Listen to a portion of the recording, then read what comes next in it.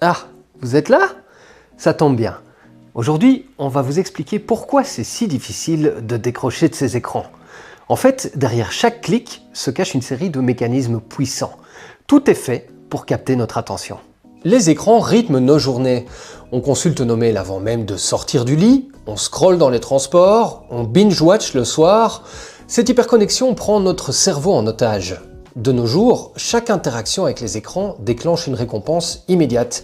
Un like, une notification, une vidéo recommandée. Ce système active la dopamine, le neurotransmetteur du plaisir.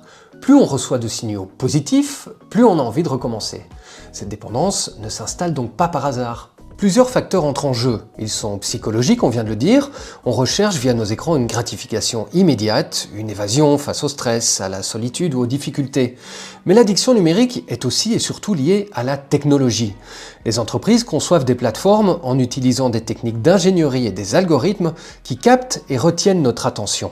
Par le biais de fonctionnalités comme des notifications ou les recommandations personnalisées, on se sent à la fois aimé, accepté, inclus, le tout immédiatement et sans avoir à se déplacer. Et puis, l'immense variété de contenus disponibles est une source infinie de divertissement, qui peut rendre facilement accro.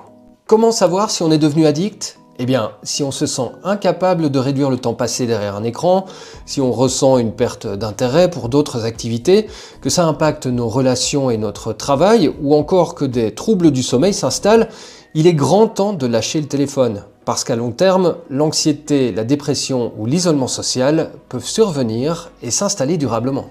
La bonne nouvelle, c'est qu'on peut facilement reprendre la main.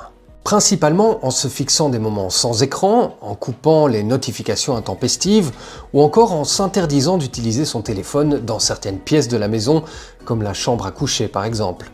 Pour d'autres conseils utiles, n'hésitez pas à consulter notre dossier déconnexion sur enmarche.be. N'oubliez pas qu'une des clés pour maîtriser sa consommation d'écran, c'est aussi de comprendre les mécanismes qui mènent à l'addiction. Donc, pour votre santé, restez informés.